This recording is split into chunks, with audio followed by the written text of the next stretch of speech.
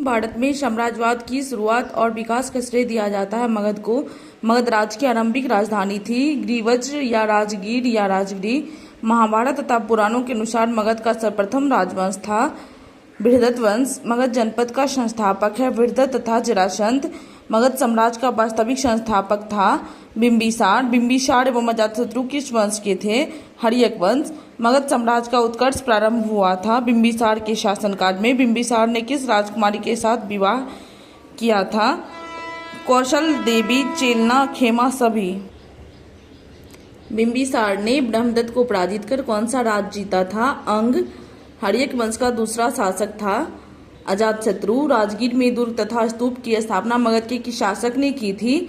अजातशत्रु। बज्जी संघ के लिच्छवियों को पराजित करने वाला मगध का शासक था अजातशत्रु। अजातशत्रु के साथ प्रेम संबंध के लिए चर्चित नर्तकी आम्रपाली कहाँ की थी? वैशाली। अजातशत्रु ने किस राज्य के साथ युद्ध में प्रथम बार रथ, मुसल, महाशिलाकंटक नामक हथियारों का प्रयोग किया था? लिच्छवी। प्रथम मगध साम्राज्य का उत्कर्ष किस शताब्दी में हुआ था? ईस्वी पूर्व 6ठी शताब्दी। पाटलिपुत्र नगर की स्थापना किस शासक ने की थी? उदयीन ने। किस राजा ने पाटलिपुत्र को सर्वप्रथम मगध की राजधानी बनाई थी? उदयीन ने। हर्यक वंश का अंतिम शासक कौन था? नागदशक। हर्यक वंश के उपरांत मगध पर किस वंश की सत्ता स्थापित हुई थी? शिशुनाग वंश। सर्वप्रथम मगध के किस शासक ने गिरिव्रज राजगिरी के अतिरिक्त वैशाली को भी अपनी राजधानी बनाई थी? शिशुनाग। किस शासक ने पाटलिपुत्र को पुनः राजधानी बनाया और तब से मगध साम्राज्य की राजधानी पाटलिपुत्र ही है? कालाशोक ने। द्वितीय बौद्ध संगीति का आयोजन किसके शासनकाल में हुआ था? कालाशोक के शासनकाल में।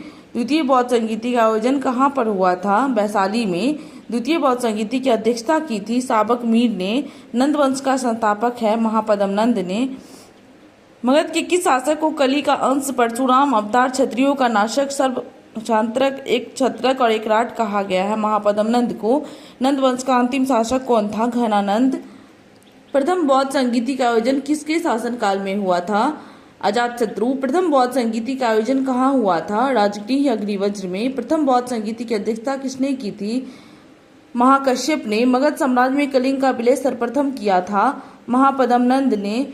मगध का कौन सा राजा सिकंदर महान का समकालीन था? चंद्रगुप्त। घनानंद। मगध का कौन सा राजा सिकंदर महान का समकालीन था? धनानंद। निम्नलिखित में से किस राजा ने पाटलिपुत्र को बसाया था? उदयन।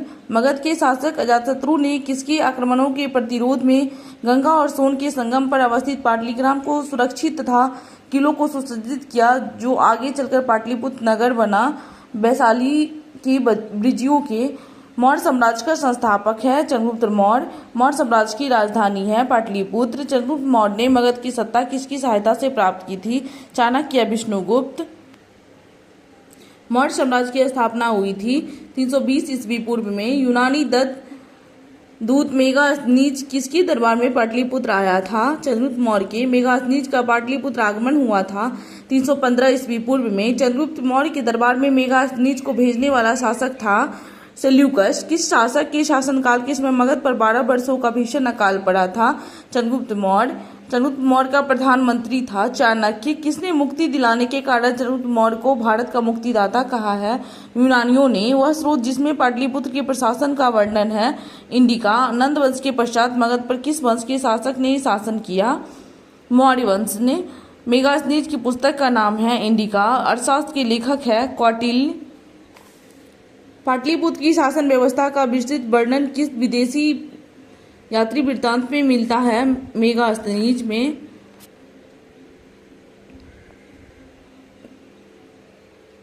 चंद्रगुप्त मौर्य के उपरांत मौर्य साम्राज्य का शासक बना था बिंदुसार।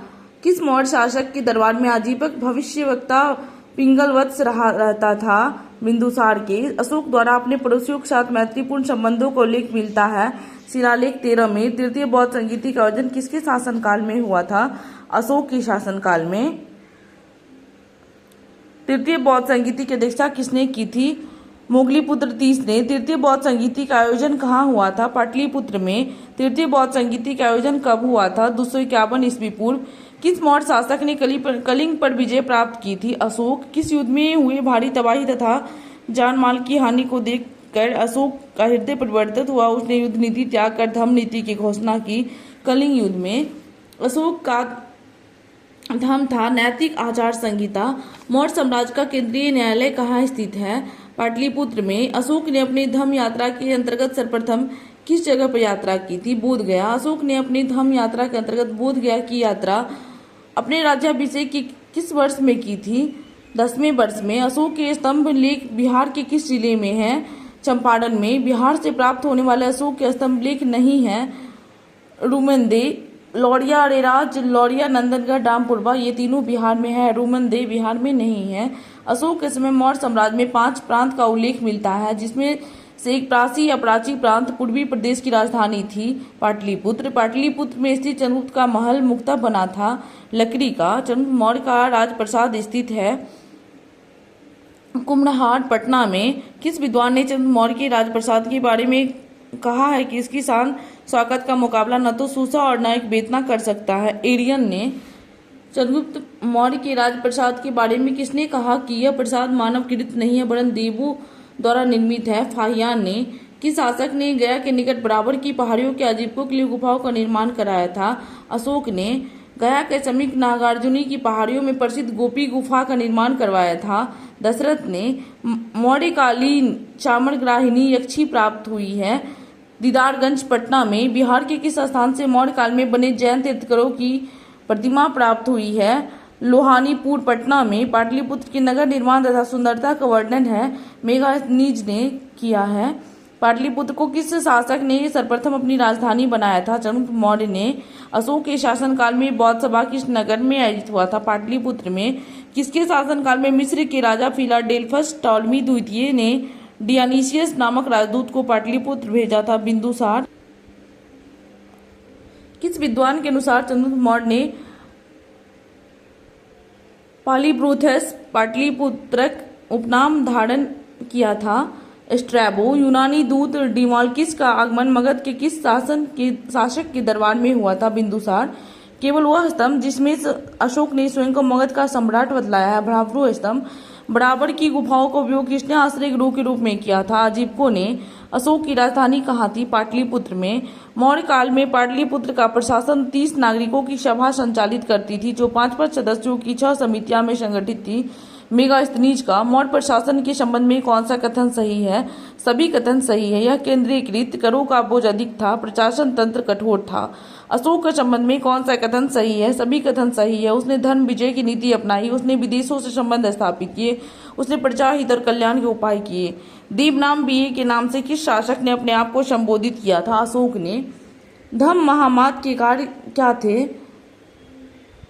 सभी है। धम्म नीति या क्रियान्वयन, लोगों के बीच दान वितरण, जन कल्याण के उपाय, सभी। मौर्यकालीन प्रशासन में राज्यों के कार्य थे उपयुक्त सभी। न्यायिक, ग्रामीण प्रशासन, राजस्व का विभाग। मौर्यकालीन विद्वानों में किन किन का नाम आता है?